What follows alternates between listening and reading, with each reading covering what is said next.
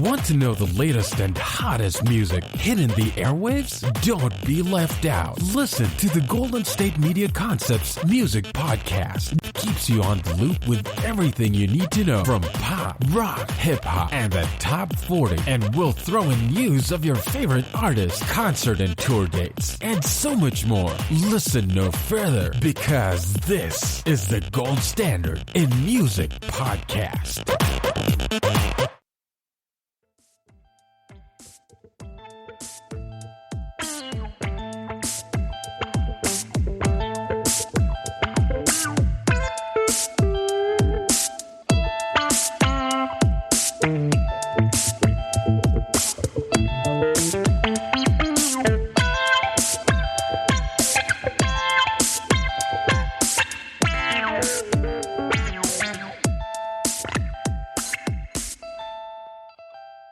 Welcome, everybody. Thank you for tuning in to the GSMC Music Podcast, brought to you by the GSMC Podcast Network. I'm your host, Lillie Holmes.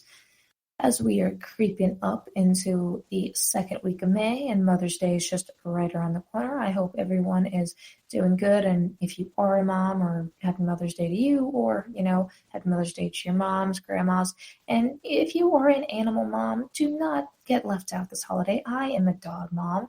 And you know what? Us animal moms, we do a lot of work that deserves to be recognized. So don't let anyone fool you into thinking you're not a mom. Not that, moms of, humans do not do a lot of work, because they certainly do, and they deserve all the credit in the world.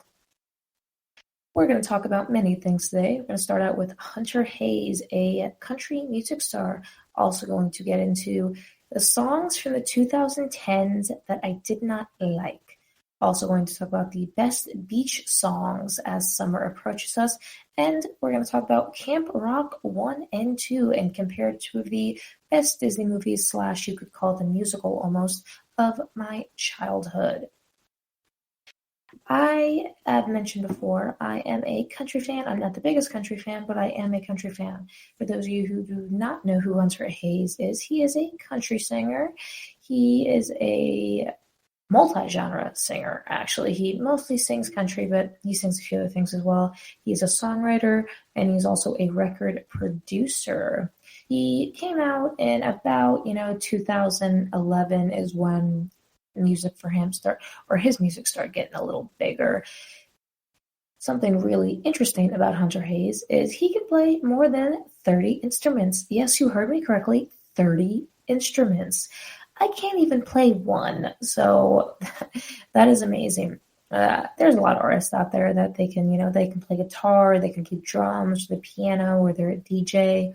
I don't think there's a lot of artists out there that can play over 30 instruments. I mean, I don't even think I can name 30 instruments, let alone play 30 instruments. So that is one very interesting and a huge accomplishment for Hunter Hayes.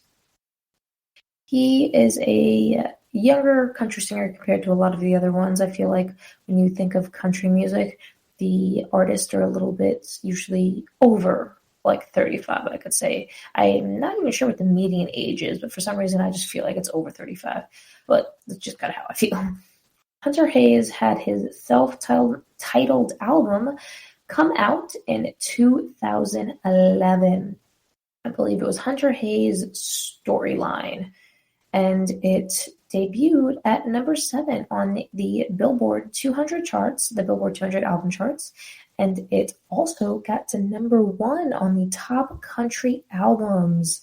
That is awesome. As we've spoken before, being on any kind of Billboard chart is amazing. Getting in the top 10 for the Billboard 200, wow. And then being number 1 on the top country albums, number 1, no matter what chart you're on, that is amazing to be number 1. So huge kudos to Hunter Hayes. He sold over 1 million copies with his self-titled debut album. 1 million copies. I mean, that is so amazing for your first album and a self-titled album. I almost feel like there's kind of a big debate if people should, self-title their album or not, because, some people would say it's pretentious in a way, or maybe someone's very cocky. But you know what? I think it was a smart move to, title his first album self-titled. I know there's a decent amount of artists out there. They don't usually come out with a self-titled album until they've established their career and they've had, multiple albums out, had some tours, won a few awards, that they feel like it's a good time to, self-title an album. But, Hunter Hayes coming in strong, into the music industry with his first album being titled that, I think that's a good move on his part, and almost I feel like you could say it shows some confidence he has in himself. And obviously having confidence is a wonderful thing, and also showing people that you're confident is wonderful as well. The biggest single off the self-titled album is the song Wanted, I would say, or in my brain, that's kind of what I associate it with. The song Wanted had over 3.5 million copies sold. 3.5 million, that is triple the album sales. So that's just one song. And I really like this song. If you haven't heard it, I would definitely go take a listen. I feel like you've probably heard it by now. It's a slow song for sure, and definitely a love song, kind of up that alley type stuff. But it's really good. I really like it. And I'm not surprised that it had over 3.5 million copies, sold and streamed and all that, because I discovered the song, I believe, in like a Vine or a video somewhere back in, I think it was maybe 2012 or 2013. It had already been out for a little bit, but I heard it somewhere and I was like, I really like that song. So, I went and I Googled the lyrics and I found it, and that's kind of how I actually discovered Hunter Hayes. I heard that song, and I, on YouTube it gives recommended, and I listened to a few other songs, and I'm like, wow, I really like this guy. One of the first country artists, you could say, I really indulged into their music. As I mentioned before, I've had a few country songs I've liked over the years, but I don't really indulge into the music as much. But I did that with Hunter Hayes. I definitely dived in deep and looked at his discography, and really, liked what he had out there. He got I don't know, he had the achievement of becoming the youngest male to ever top the Billboard Hot Country Songs. So that is so cool for him. You know what? That kind of fits in with my theory that I just mentioned about country artists usually being a little older. And right now, I think he's maybe only 30. So back in 2011, he would have been 20, around that age. Don't take my word for it, but he's not over 35 as far as I know. So him being the youngest to ever top the Billboard Hot Country Songs, that sounds very, very correct with, what I think the median age for country singers are. So that's awesome for him. A really cool thing that Billboard did was they named him the leader of country music's youth revolution back in 2014. I'm not really sure what country music's youth revolution is. I don't know if maybe they were thinking that only older people listen to country. So they were trying to, maybe there was a revolution to get younger people to listen to country music at one point. And that's kind of where they were going down with that. I would definitely say that Hunter Hayes, you could say, appealed to a younger audience, especially myself at the time, 2012, 2013. I was 12 and 13. So I'm right in that youth category. So that's also really cool that Billboard named him a leader. I mean, we've talked about it before. Billboard is such a great platform, and it really, I think it is one of the best telling ways to see how well an artist is doing with their music. So for Billboard to come out and name him, a leader of anything, but a leader of, a huge revolution, that's really awesome. He has had 5 Grammy nominations. He has won a Country Music Award for New Artist of the Year.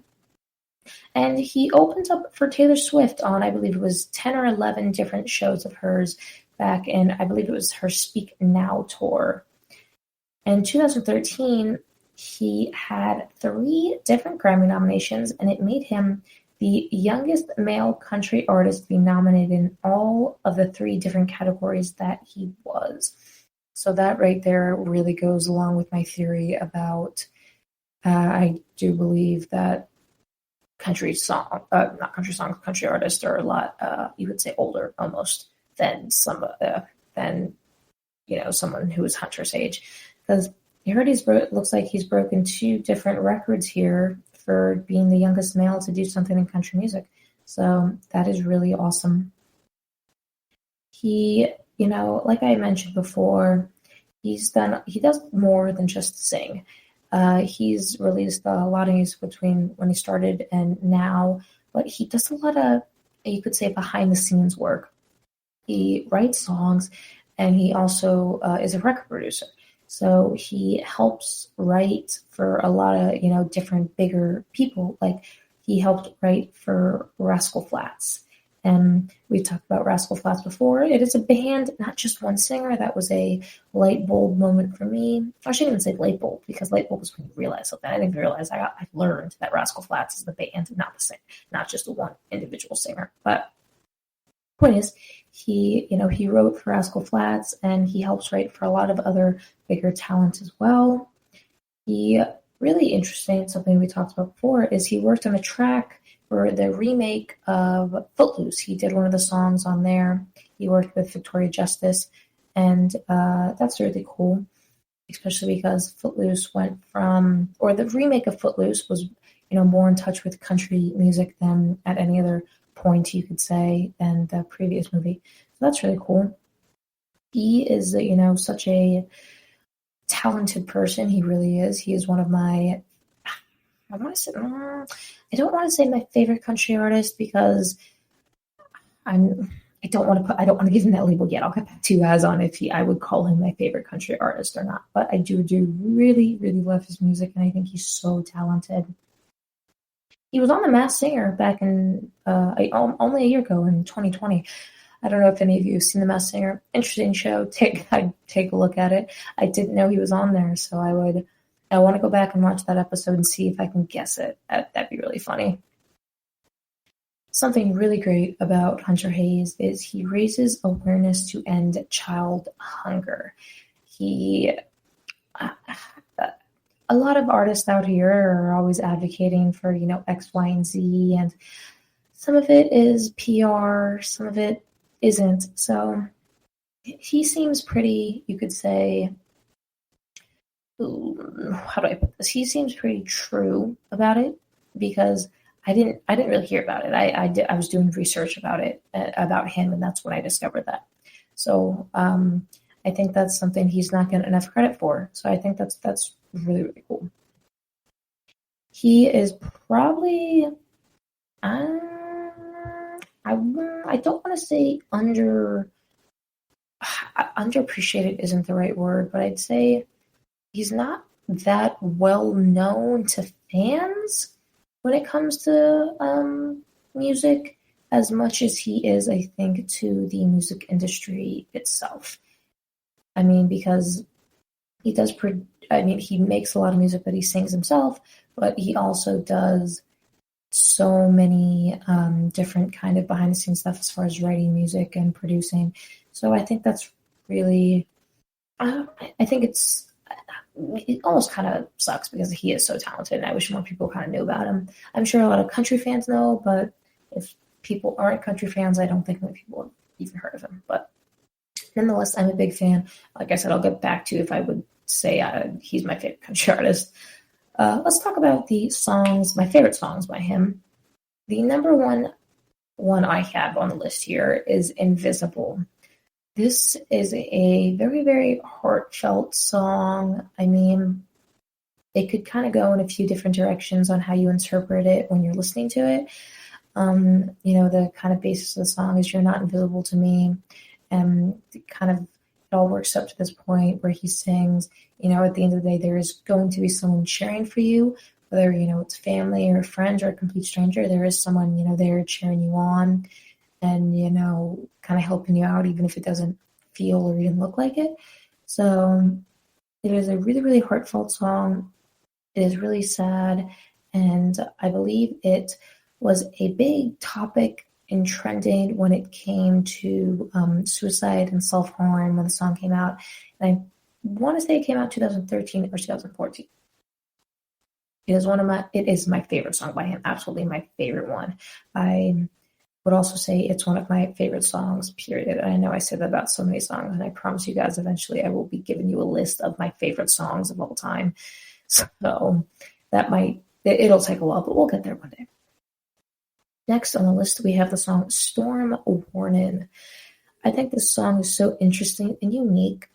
It is about, this girl that came and really took him off his feet in almost a negative way. Like, she seemed awesome at first, but it kind of knocked, like a hurricane knocked his house down and flooded him and all that. It seemed great, but it didn't turn out that great. So, he just kind of talked about, I wish I had a storm warning that she was coming so I could take cover and hide, and all this stuff wouldn't have happened. I think it was a very, very unique way to basically say that the girl got him in a lot of trouble. So I really like that song for that reason. Next song that I really like of his is Tattoo. This is a love song, of course. This one is just kind of talking about, I really like your name and I might put it into a tattoo. I personally would never recommend getting a partner's name tattooed, but your body, your choice. That is just my opinion. But it is a really cute song, even though I don't really like the meaning behind of doing the act of it. But I really like it. Next on here, we got I Want Crazy. This is a really, really upbeat and fast-paced song. And this is kind of about being on your head over heels in love. And you don't want any kind of easygoing stuff or really smooth relationship. You want that die-hard, really, really exciting kind of crazy love that, head over heels type stuff. That's what the song is about. And I really like it. Like I said, really upbeat and fast-paced. So that's another reason.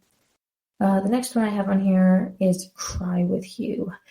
This is a sadder song, it's just kind of talking about he's there for his partner, whatever they need. If they're sad, he's sad, he'll cry with them. And, he can tell there's something wrong, but he's not exactly sure what.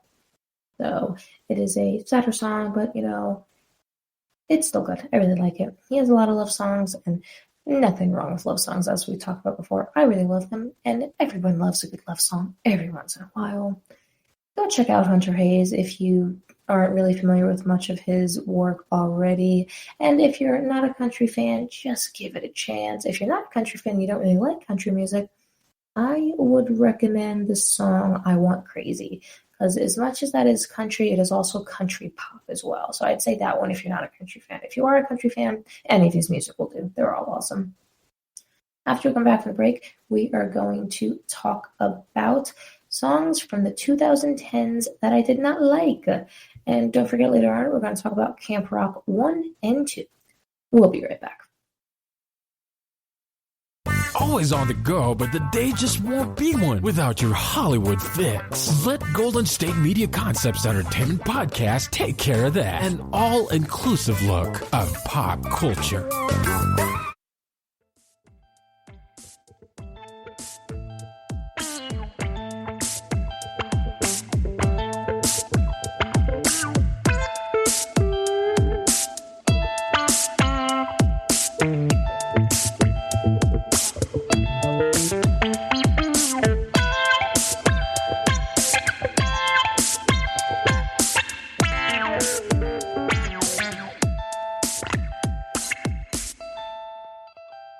Okay, everybody, welcome back. Let's switch gears from Hunter Hayes to songs from the 2010s that I did not like. Now, we've talked about before songs that I absolutely cannot stand, but this category is a little different because these are songs just from the 2010s, the decade of 2010 to 2020. So there's going to be a few repeats of songs that I just hate overall, but these specific ones are just from the 2010s. Unlike the other category, which was all-inclusive of basically any song I'd ever heard from any time frame. Now, before I get into it, these songs, there's no hate to the artist or anything like that. It's just songs that I personally did not you could say vibe with. Like, for some of them I have reasons, some of them my ears and my brain just did not like them, and they really got on my nerves. I know everyone can kind of relate to that. They can't exactly say why they don't like something, but just you can't explain it. That's just how it is. And that's where this list is. There is not really any particular order on which one I did not like the most on the list. It's just when I was thinking of songs I didn't like from the 2010s. This is the songs that came to my head. So maybe you could say subconsciously the ones I didn't like the most, maybe came to my head first and are at the top of the list. But do whatever you want with this information. If I mention one of these songs that may be one of your favorites or by one of your favorite artists, I apologize. Again, this is just my opinion. So, first one we got on the list here is Bees in the Trap by Nicki Minaj. I really like Nicki Minaj. I think she has done so much for women in music and women in rap music. She has taken such a big leap. She's broken so many gender roles, in the industry, especially in the rap genre. And I mean, it's really amazing. I think she's so talented. I love her. I love everything she stands for. But this song did not vibe with it. I think it's because I didn't get maybe the reference, and I just can't really listen to her say "bees in the trap" over and over and over again. It was not pleasing to my ear in any way, shape, or form, and I did not enjoy it. I love Nicki Minaj, but this one just wasn't there. Now, I'd like to add her rapping in the song is absolutely amazing. I mean, I can't rap, I can't sing. And I mean, I talk really fast, but even when I'm talking really fast, I slur my words.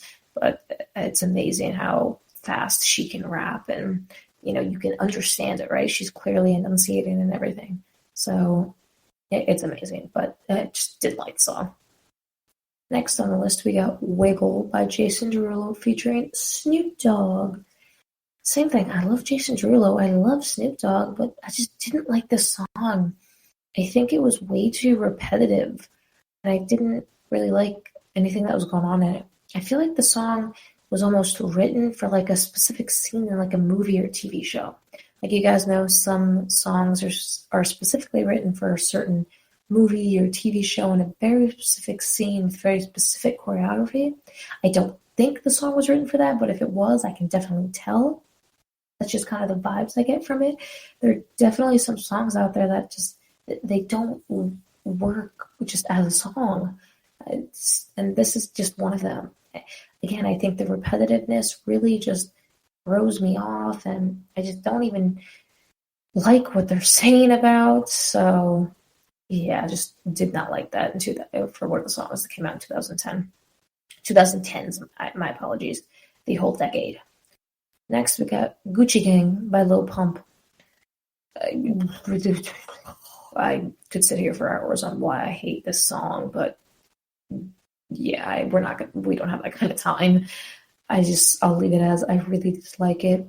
I am not a fan of Lil Pump himself, and the song really just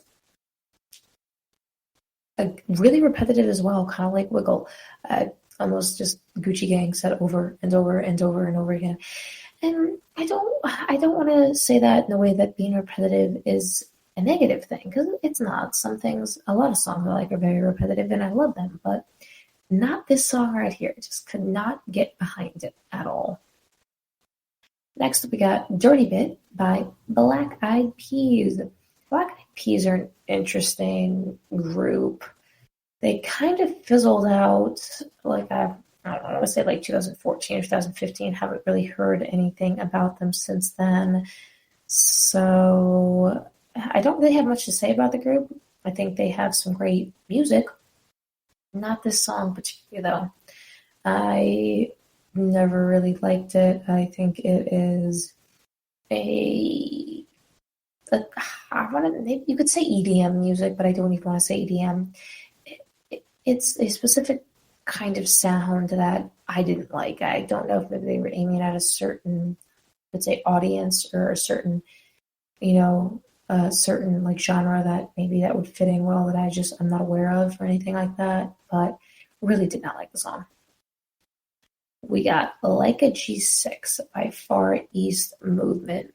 I think I talked about the songs on worst songs that I had ever heard, that segment.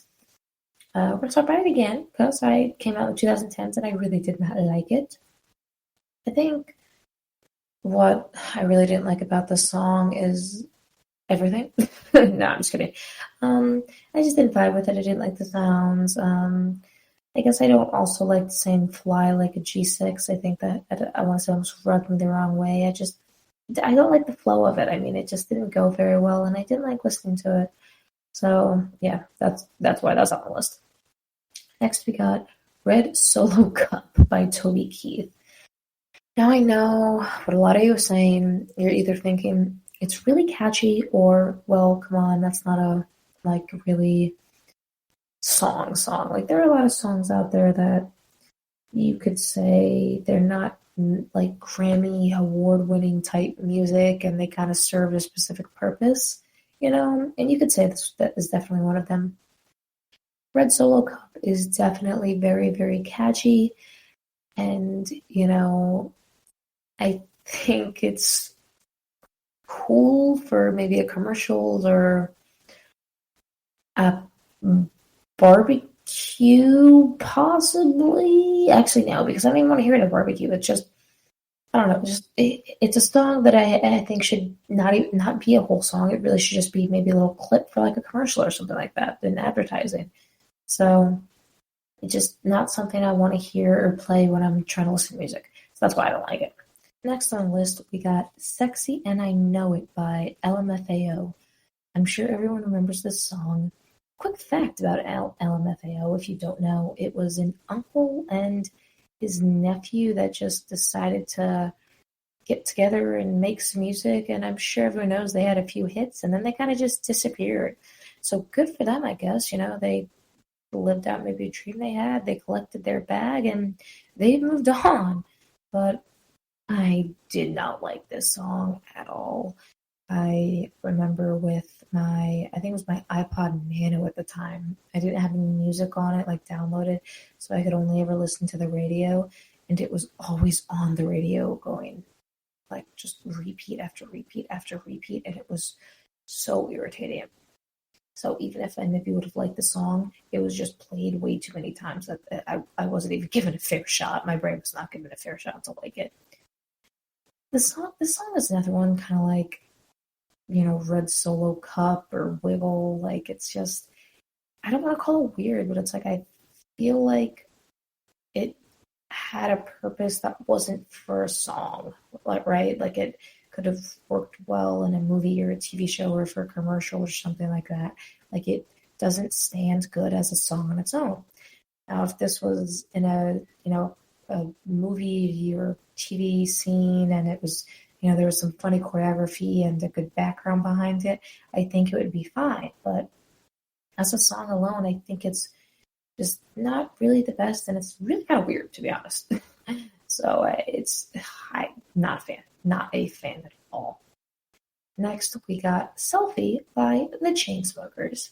Love the Chainsmokers, very talented. I saw them in concert in 2019 or 2020. I think it was 2019, but really talented. I love them. I think they make great music. But this song, Selfie, I think this was on the list of songs that I hate. When she says that, but first let me take a selfie, I want to rip my ears off. Not to sound aggressive or dramatic, but it is just so not up my alley. And what was weird was this was played on the radio so much, and I don't understand it. Again, this is another song that I'm like, is this really a radio airplay worthiness? And I know I'm not like the critic of music or anything like that. I just did not like it. I really did not. So I thought it was just very, very weird and not a real song, So another song that's just very out there, and I did not like from the 2010s. Next, we got Shape of You by Ed Sharon. Now, before I get into it, as another artist, I love Ed Sharon. I think he makes great music. I love a lot of his songs. I think he's so talented, and I also think he's a really cool person. and he has really cool tattoos as well. But the song Shape of You, I don't really like the lyrics, and I don't really like, the actual sounds and the instruments and the music playing. It is not really what I'm into or what I like. I don't know if there's maybe a specific reason for that, but again, I just really don't like it.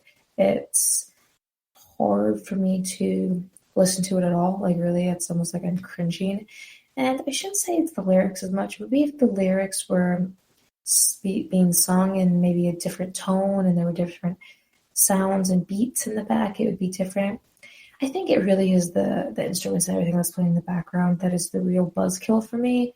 Because the lyrics aren't that bad. I mean, there are lots of lyrics to other songs that I like that are way worse, but there's a good background beat. So, you know what? I'm going to go ahead and blame the beat of the song for why I don't like it. Next, we got Cheap Thrills by Sia featuring Sean Paul. I really love Sia and Sean Paul as well. Great music. Don't like the song Cheap Thrills. I don't know why. I don't know. It just didn't vibe with me. This is one of those songs that's hard for me to explain as to why I don't like it, but I just really, really don't. I liked the acapella version of it in Pitch Perfect 3 that the Barden Bellas did, but besides that, I don't like the song by Sia and Sean Paul.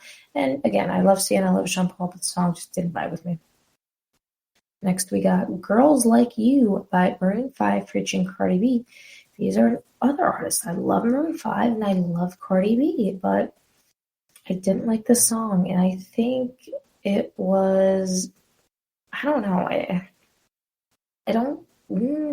I'm gonna blame Adam Levine on this one. He has a great voice and he's so talented, but something about when he's singing Girls Like You, especially those 3 words, Girls Like You, I didn't like hearing it. I can't explain why. Definitely one of my songs that I can't explain too much as to why I don't like it because he's so talented, but I'm gonna blame Adam Levine on this one and just say it's his fault. I love him and he's so talented, but something about him singing the song that did not vibe with me correctly. Next on the list, we got Party Rock Anthem by Lmfao. Again, Lmfao had some hits, and I'm sure everyone can agree, but this is another one that I didn't like it. I mean, it's not as bad as Sexy and I Know It. Party Rock Anthem was a little more like, all right, like if we gotta listen to this, I can listen to it. But, I mean, still was not my vibe. I mean, I really didn't like anything about how they're not singing about too much, if that makes sense. I mean, they're kind of talking about, they're singing about, oh, there's a party and kind of stuff like that, but they're not really, there's not much meaning behind the song. And I've mentioned before, I don't really care about meaning that much, but if there's not any meaning behind the song and the lyrics aren't catchy and the beat isn't good, then it's really hard for me to like the song in any other aspect. And this song, in my opinion, has none of those things. It's not catchy lyrics, I don't like the beat, and there's not really any meaning behind it. So it's very hard for me to enjoy listening to it at all. Next, we got Panda by Designer. Now, I'm going to start this out with, I have a dog named Panda. She is my best friend and my everything, so I love the name Panda, but I don't like the song Panda.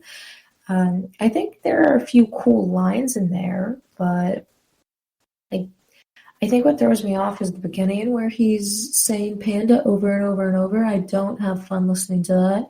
And just the rest of the song, it's not that great. Not something I enjoyed out of all the songs that came out in the 2010s.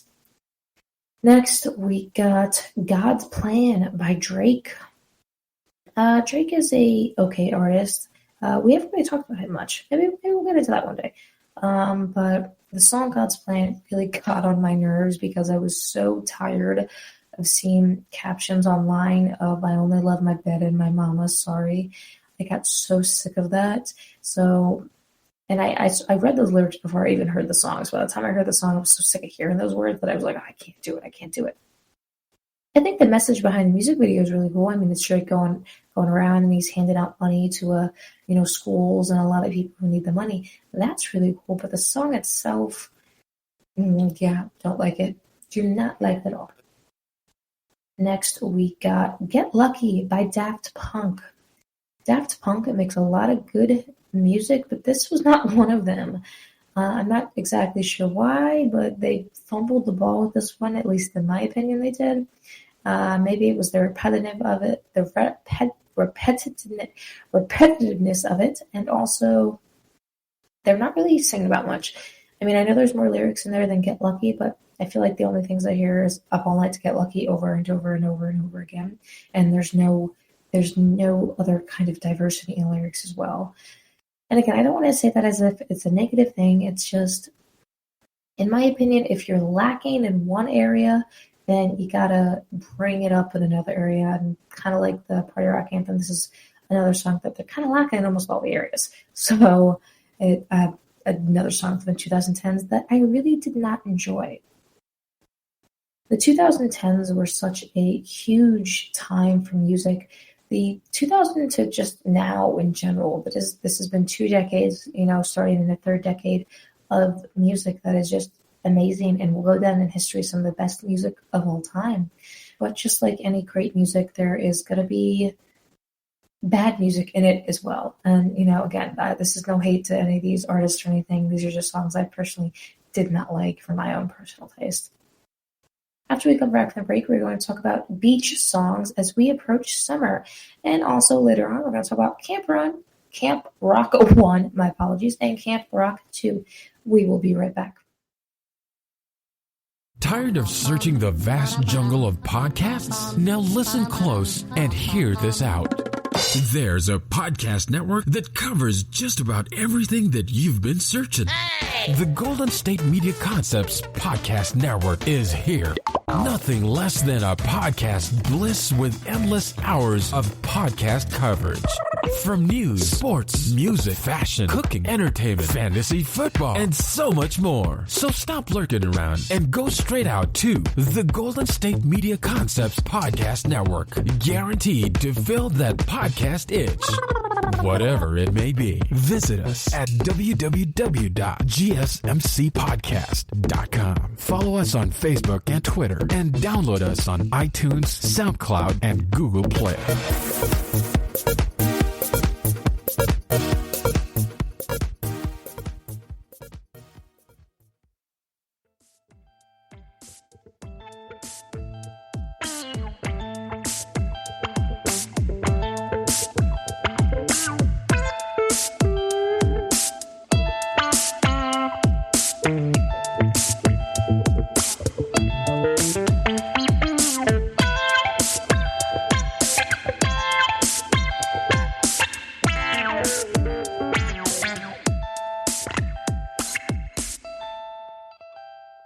Welcome back, everybody. Now we're going to transition from songs that I did not like from the 2010s to beach songs. Now, when I say beach songs, I am just talking about any songs that are kind of a beachy vibe. As I've mentioned before, I'm a born and raised Floridian, and I've never been more than 25 minutes away from the beach. That's without traffic. If you add traffic in there, it can get upwards to an hour when there are tourists around, and you will sit on that bridge for God even knows how long sometimes. But, with minimal traffic and, normal cars and everything, it's about 25, 30 minutes. It is one of my favorite things to do. I do not go to the beach much anymore just because I don't really have as much time. And, I'm sure everyone can agree, unless you live right by the beach, like you have a beach house, going to the beach can kind of, be a chore, right? It's like you got to pack a cooler, you got to get the beach chairs, you got to get the beach towels, you got to have the right clothes on, and you got to prepare for your car. Me and my boyfriend get into it all the time because he absolutely hates the beach. And by the way, he's also another born and raised Floridian, but he absolutely cannot stand it. And his biggest reason is the sand. And he always gets me with that because I do too hate the sand. I mean, it's nice when you're sitting there and relaxing, but it does. Sand gets everywhere, and I keep my car very, very clean. So coming back from the beach and getting sand all in it is not, my favorite thing to do. So I really do love the beach, but again, I haven't gone in a while. I just don't have the time, and it is kind of a chore and a trek to get out there, not because it's so far away, but because, you got to do X, Y, and Z. Or, if you're one of those people that can just, jump in the car and go anywhere without any kind of preparation, I envy you, because I am so OCD and I need to have everything I could possibly need with me. So songs I have on this list here are, again, just songs that I think go well with the beach. There's a certain vibe you want to feel at the beach, right? So I think these are the best ones.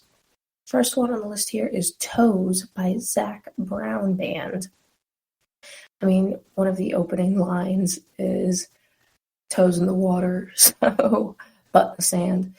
Just a great, great, great beach song. I mean, it's very relaxing. I'm not actually very sure what genre it falls under. I think it has some country tones to it for sure, but also some pop tones and, I don't want to say alternative, but along those lines. So it is a great song to listen to at the beach. Very relaxing, and Zac Brownband, just very relaxing in general. Next, we got California Girls by Katy Perry. Now, especially if you're at a California beach, you want to listen to this at the beach. I mean, it is very upbeat and fun to listen to, and it is just, puts you in a good mood. I mean, it's kind of a silly song because, it's like about how California girls are the best, unforgettable, and all that. But it's very kind of lighthearted and just fun, good party music. And a lot of times when you go to the beach, you're going with a group of people, and maybe you're playing football or volleyball or whatever, and you kind of just have that speaker sitting by the umbrella with music blaring. This is a good one to listen to. That's, just fun. Next, we got Holy by Justin Bieber featuring Chance the Rapper. I have this one on here because it has similar tones to Toes by the Zac Brownband. It is a very relaxing song.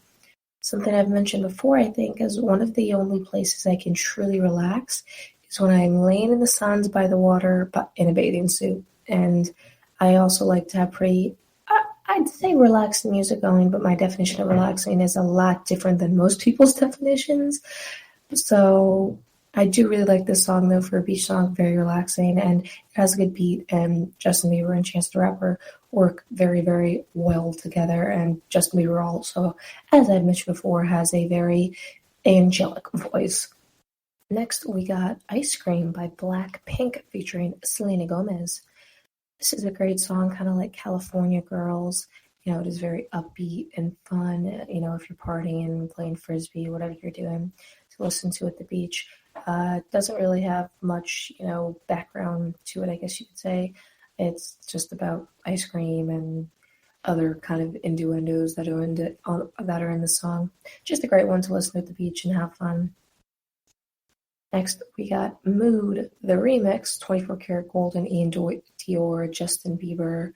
This is one of my favorite songs and a good one to listen to at the beach because, again, it is very, very relaxing. You have all the different artists in there that mesh very, very well together to make great sounds and a great song. So a good one to listen to at the beach. Just kind of chill out. It doesn't have a big, huge hidden meaning behind it. As we've said before, there are certain vibes you want at the beach and certain vibes you want everywhere, and you don't always want one of those really serious, sappy songs to get you thinking about like the meaning of life and everything. So this is a good one to kind of listen to and relax. Next, we got Girl on Fire by Eric Etheridge. Maybe it's because I'm from Florida, but I feel like the beach is a good place for country music. Even if you don't really like country, that's the place you can get away with listening to and people not being like, I thought you hated country. But I really like this song, and it's a good one to play at the beach. It is just about a girl. Eric Etheridge is looking at her like, oh, she's taking over the room. Like, everyone thinks she's so pretty. She's got everyone's attention. It's just kind of a fun song to listen to, and it has a really great beat to it. Next, we got This Afternoon by Nickelback. this is a good one to listen to at almost any point, especially at the beach, because it is kind of just a song about chilling with your friends and having a good time. I think I've mentioned the song before, and one of my favorite lines is it's not the human walk, it's the human race. So I think that's really a cool line in it. And besides that, the song doesn't have really much meaning behind it. Like, it's, again, not one of those songs you gotta sit there and you gotta try and interpret what the artist is singing about. Again, just singing about, hanging out with your friends and having a good time. So a good song to listen to when you're hanging out with your friends or your family at the beach and you're having a good time and you're relaxing. Next, we got Right Round by Flo Rida. This is a good one to listen to at the beach because it is upbeat, same place kind of as California Girls and a few other songs I mentioned. It is just very, I don't want to say happy, but it's fast-paced and upbeat, good tones to it, and it is some rap in there as well. So it just kind of gets you in a good mood, gets your blood flowing, pumped up, have a good time. Next, we got Friends by Marshmallow and Anne Marie. I picked this song because it has some, you could say, EDM tones to it almost, something kind of like that. And, if you haven't heard it, it's just kind of talking about we're just friends. There's nothing more between us. And Anne-Marie has such a interesting interesting voice. I think it's more on the unique side compared to what I've heard before. So, listening to her is a very fun experience, and it's not, it's not the kind of sound you're used to hearing. So it's good to listen to at the beach and to kind of change things up. If you're, maybe listening to the same thing over and over and over, it's nice to kind of hear a voice that is a little different than the others. And Marshmallow is obviously so cool. I mean, he makes so many great sounds and beats, and he's such a good artist. And I believe his official term is he is a DJ, but nonetheless, he is very, very talented, and I love all the songs that he works on with the numerous different artists he works with.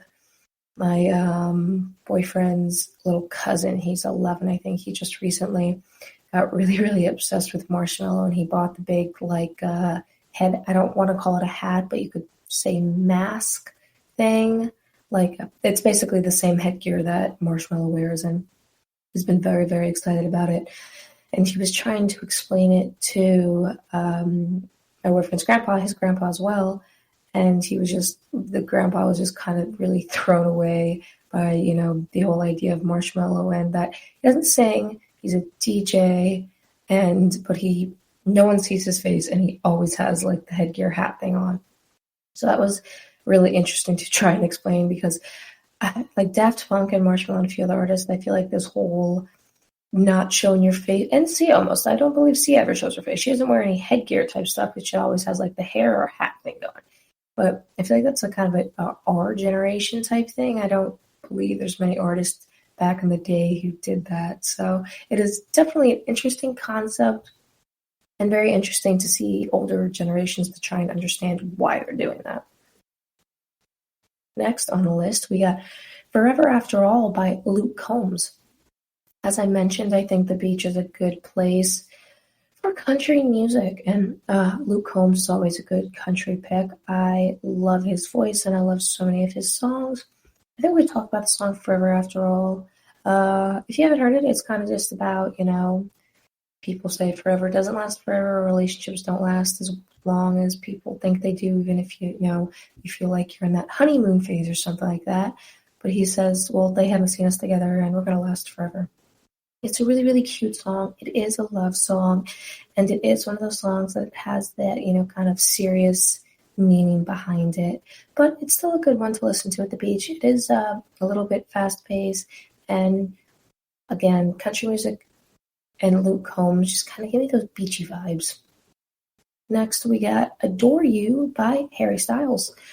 I think we've talked about Harry Styles a tad bit before. I'm not his biggest fan. I really liked him in One Direction. I think he has a great voice, and I think he's a great person. Just not really up to date with his solo career, and didn't really like, everything I've heard from it.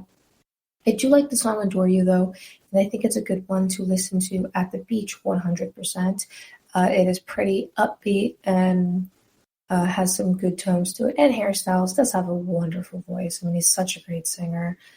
And the song Adore You is just kind of like he's going to adore you. He'll walk through fire for you. He wants to give you everything he possibly can. So it's just kind of a sappy, kind of cheesy love song for sure. But because of the, bubbly pop tones to it, definitely a good one to listen to at the beach. And especially if you're running around and you're playing something again.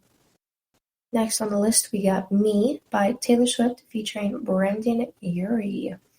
I like this song, as mentioned before. I would call myself a Taylor Swift fan, not a Swiftie again. I don't want the Swifties coming for me to say I'm not a real fan or anything like that. But I really like this song. It is this is another kind of bubbly bubblegum pop song. I don't want to say bubblegum pop, but a bubbly pop song for sure. It is a kind of just song, a confident song, we'll say. It's Taylor Swift and Brendan Urie are just singing about, you'll never find anyone better than me, and kind of all that stuff. So it is very, again, bubbly pop, and a good one to listen to at the beach. As I mentioned before, whatever music you listen to at the beach, it's, you can kind of listen to anything you want, even if it's not something you usually listen to, because you just want to hear, everyone wants to hear music at the beach, or at least that's my opinion.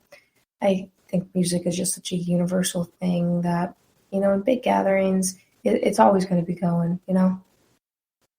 Next, we got Domino by Jessie J.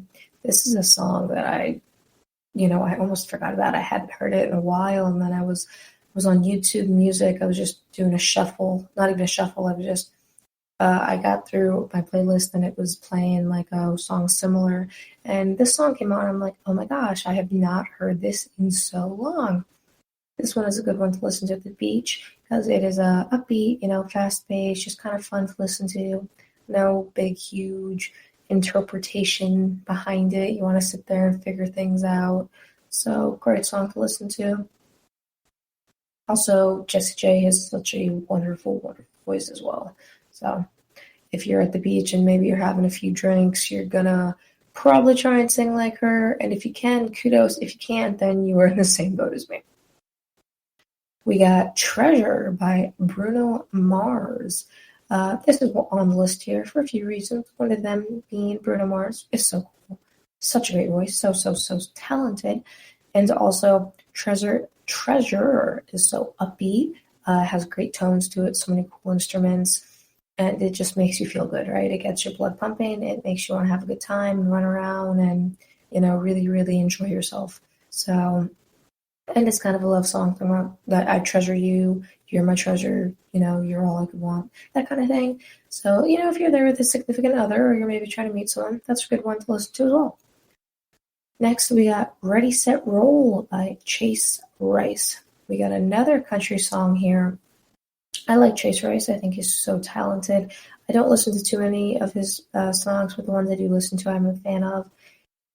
Ready, Set, Roll, if you haven't heard it, it's kind of just ready, set, roll, let's get going, let's go have a good time, that type of stuff. It's kind of a love song as well, a little bit, but it's a good one to listen to at the beach because another song really gets your blood flowing, gets you pumped up, gets your adrenaline going to have a good time. At least maybe it's just my opinion. You don't really want to listen to sad songs when you're trying to have a good time.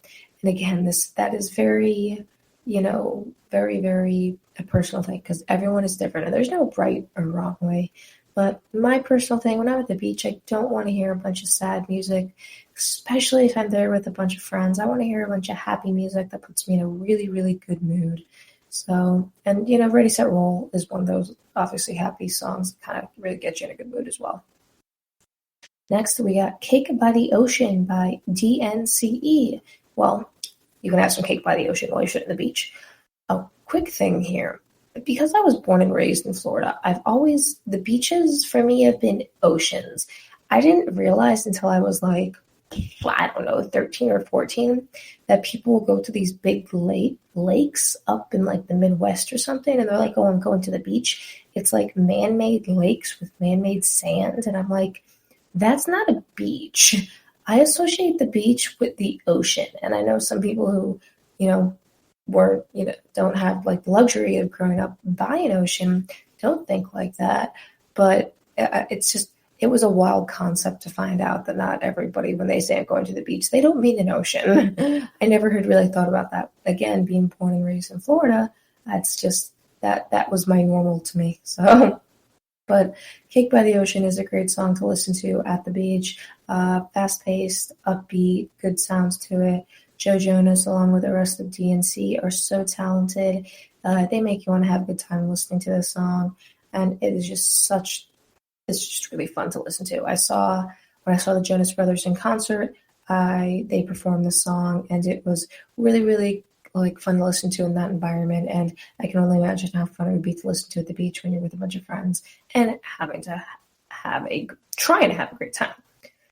I was actually at the beach a few weeks ago, but I wasn't there for long, and I didn't get to, stay and relax for too long. So hopefully I will get to the beach soon with some friends to have a good time. And I hope all of you can get to the beach soon. Or if you don't like the beach, sit by the pool. Or if you don't like either of those things, just go relax and do whatever it is you do that helps you have fun and relax. Well, we will be right back. And after we come back from the break, we're going to talk about Camp Rock 1 and Camp Rock 2. Wait right there.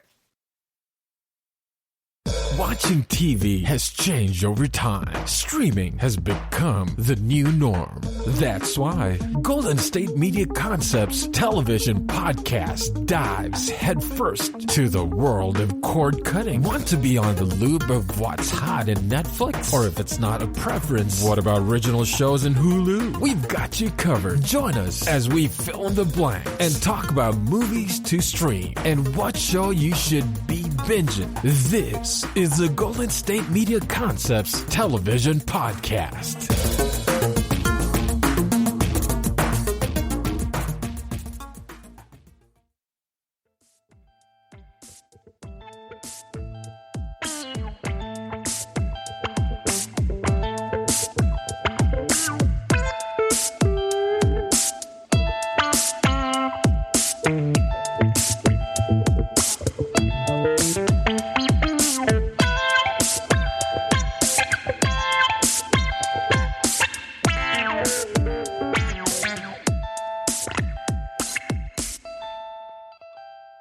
Okay, everybody, I am very, very excited to talk about this topic.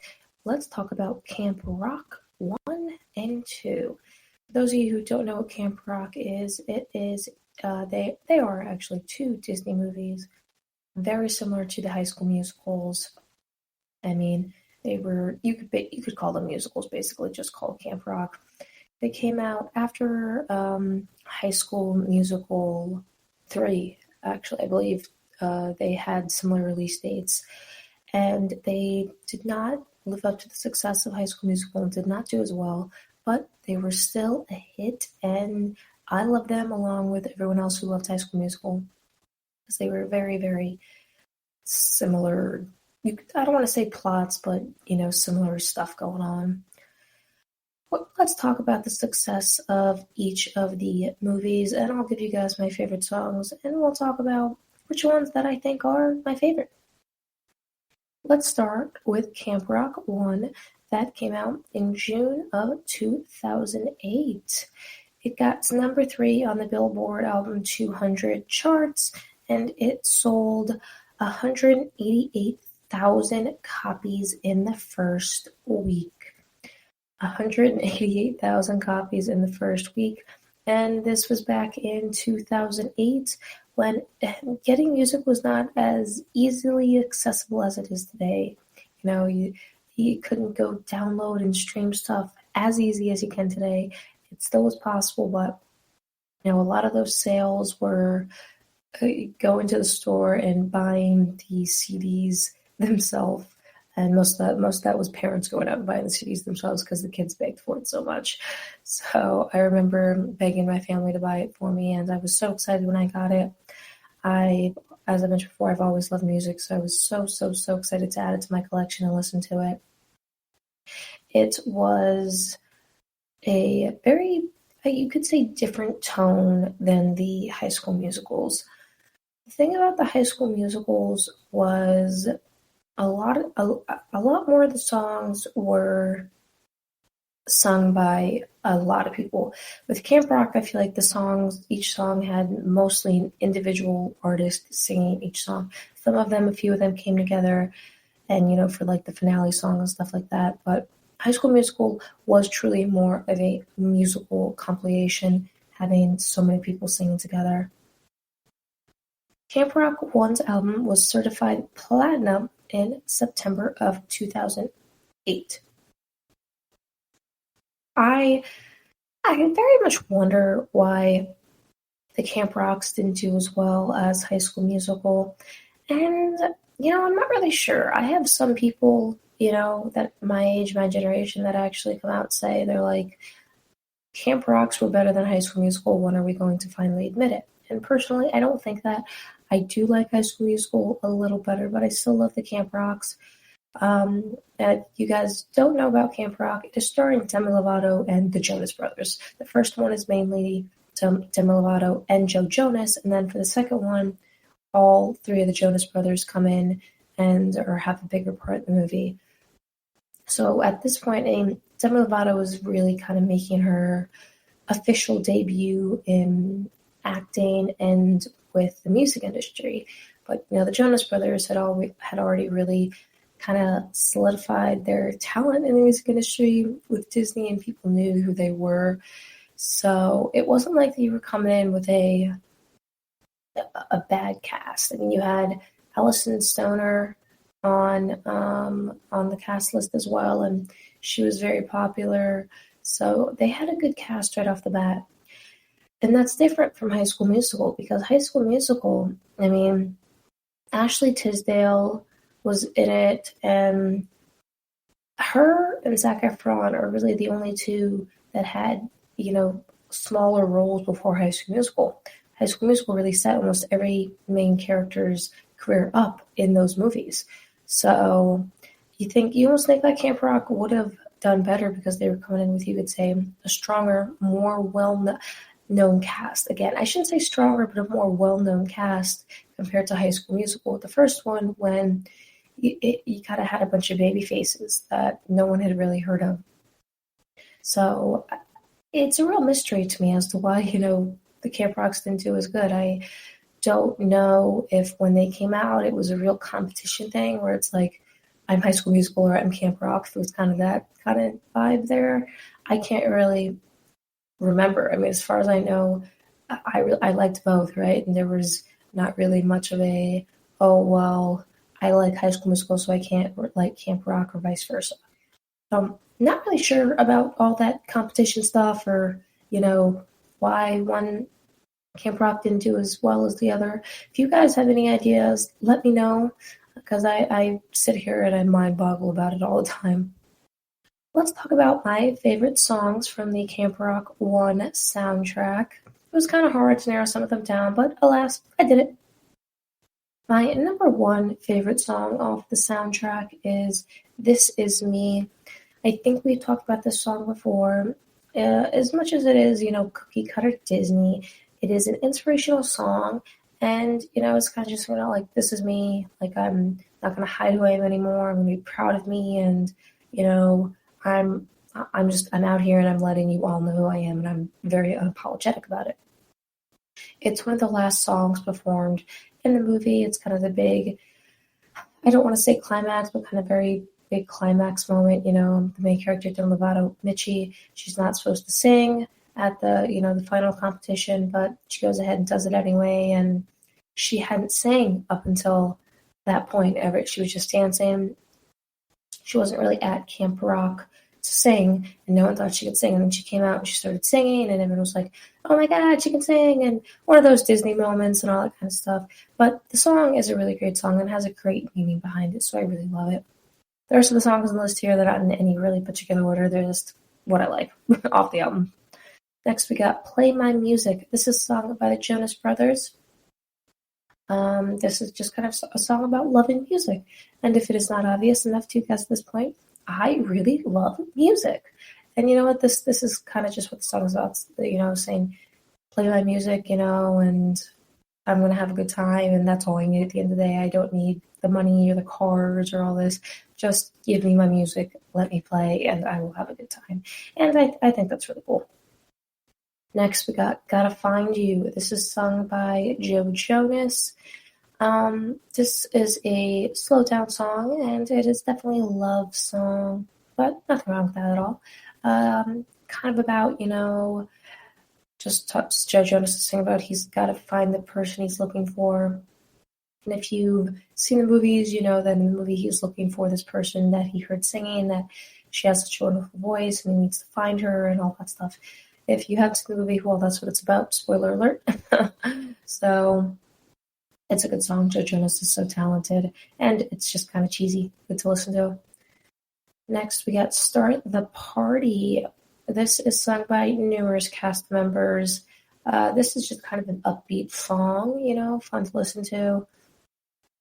There's not, big... It doesn't really have a huge meaning behind it, really, like any of the other ones I just mentioned. This is kind of just really a fun song to throw on the album there, and there's some cool choreography with it in the movie as well. So it's upbeat and fast-paced, and that's why I like it. Next on the list, we got Who Will I Be? That is sung by Demi Lovato in the movie. I believe it is the first song in the movie, and she's waking up in the day, and she's really excited, and she kind of just started singing, Who Will I Be? And the song's just like, who will I be? It's up to me. I can be anything I want. Again, very big, cheesy Disney movie that you can do whatever you want, and you can follow your dreams, and the world is your oyster. Anyone who's ever seen the Disney movies knows the tropes are all very similar, and it's not hating because I love them. I really do. So that's just kind of what the song is about. And again, this movie came out when I was 8, so this was the most inspirational thing to me ever, watching it. So next on the list, we got Hasta la Vista. This again is sung by numerous cast members in the movie. This is kind of another, upbeat song, kind of like Start the Party. It is just kind of going back and forth on Hasta la Vista. If you're not, I'll see you again. I don't really want to talk to you, kind of that kind of stuff. Just kind of a diss song, and, kind of helps with some of the, you could say, I don't want to say problems, but, problems in the movie, stuff like that. Last one off the album that I really like is We Rock. This, again, is sang by multiple cast members in the movie. It is the final song that is performed, and this is very, very upbeat. They're just kind of, it is that, gung-ho moment in the movie where everyone comes together to have a good time, like in any Disney movie, and they're just singing, we rock, we're going to follow our dreams, we can do whatever we want.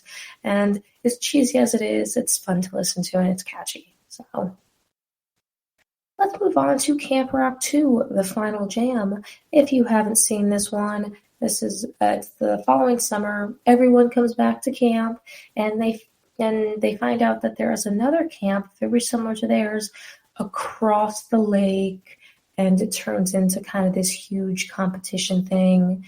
And, they kind of start making deals like, well, we can't both be here. This is our turf, and we're going to have a competition. And if you win, you leave, we leave, kind of that kind of stuff.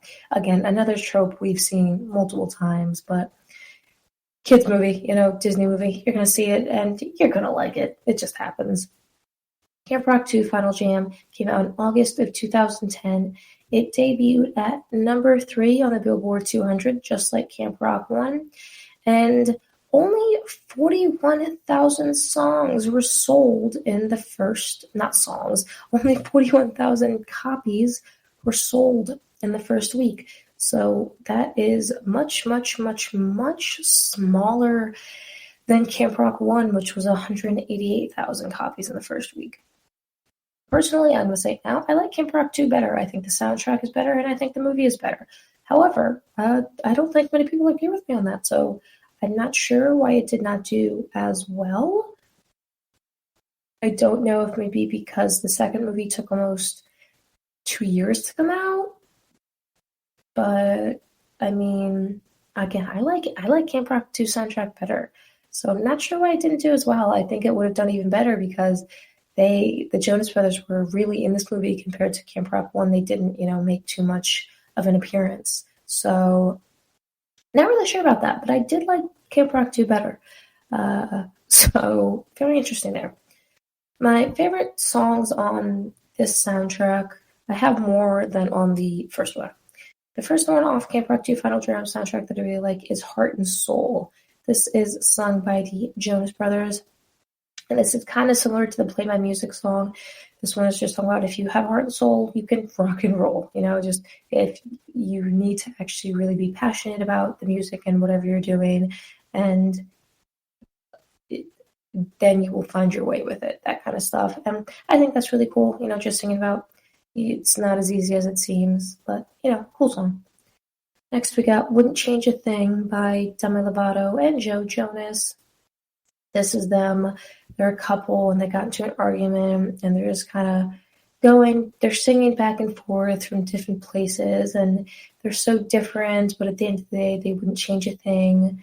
And again, very cheesy. We've seen the trope before, but we love it nonetheless. It's a great song. Demi Lovato and Joe Jonas are so talented. So next we got Introducing Me. This is sung by Nick Jonas. This is one of my favorite songs off the album. It is so unique. Go ahead and listen to it if you haven't listened to it. It is really just a song about Nick Jonas. He doesn't know a way to kind of express himself to this girl that he likes and kind of get to know her in a great way with his spoken words.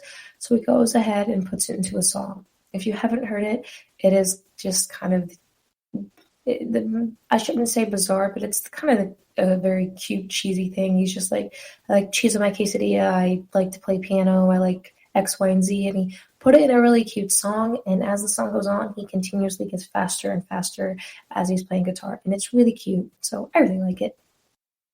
Next, we got It's Not Too Late by Demi Lovato. This is a slow down song. This is a song where, she's kind of just singing about, it's not too late, I let everyone down and I'm sorry. That kind of big climax where kind of the main character messed up and everyone's mad at them. And that's what the song's about. But I really like it. Demi Lovato is so talented. And I mean, this is one of those songs where I think it fits well not being in the movie. We've talked about some songs are, can survive by themselves without, a scene in a movie or TV show, and this is definitely one of those songs. Next on the list, we got Tear It Down. This is sung by the rivalry Camp Star, and the sound is a little different than other tracks on the album from Camp Rock. It is, I want to say, it is more R&B. It's not R&B exactly, but it's definitely more R&B than Camp Rock was doing. It is just kind of talking about we will tear the stage down, we're going to do the best, and we're gonna win, that type thing. But I think I like it because the sound is just so much different than previous ones from Camp Rock. Next song we got is Rock Hard or Go Home. I'll give you a guess. The song is about rocking hard or going home. This is definitely, Camp Rock 101 song that you would expect to be hearing off the album. It is just kind of a fun song to listen to. Goes with the album very well and meshes. Why I like it. Last song on the list here that I'm going to name is This Is Our Song. This is sung at the end of the movie. Again, everyone is coming together and singing about how friendship is awesome and we love everybody and this is our song and that's all we need is each other. Popular trope, cheesy as it may be, I like it and I like the song. As we mentioned before, I am a cheesy person. I love cheesy things. I've accepted it, so should all of you. That's what This Is Our Song is about. They're sitting by the campfire and they're just having a good time. And it's just cute and cheesy. And how are you not going to love it? Like I said, I really do like Camp Rock 2, the Final Jam, the movie better, and I like the soundtrack better. So, I'm curious as to why it did almost not only like an eighth as well as the first movie with sales in the first week. I really have no idea as to why. So I would definitely go recommend checking out the Camp Rock 1 and 2 movies if you haven't seen them, or if maybe you don't want to watch them alone, if you've got a niece, nephew, cousin, anybody, go show it to them if they haven't seen it. Today, I hope you all enjoyed my talking of, Hunter Hayes songs from the 2010s that I did not like. I hope I did not offend everyone. My beach song recommendations and Camp Rock 1 and 2. I hope everyone continues to stay healthy out there and is, feeling a little more in better spirits as we come out of the pandemic. Thank you guys for listening to the GSMC Music Podcast, brought to you by the GSMC Podcast Network. I'd like to ask you to please go ahead and remember to subscribe to the show and write a nice review. It really helps us out. Let me know why you think Camp Rock 2 didn't do as well, and let me know what your songs from the 2010s that you did not like, or, maybe veto what I said that I didn't like. Also, please give us a follow on Facebook, Twitter, and Instagram. We really, really appreciate it. As always, have a good one, everyone. I will talk to you next time.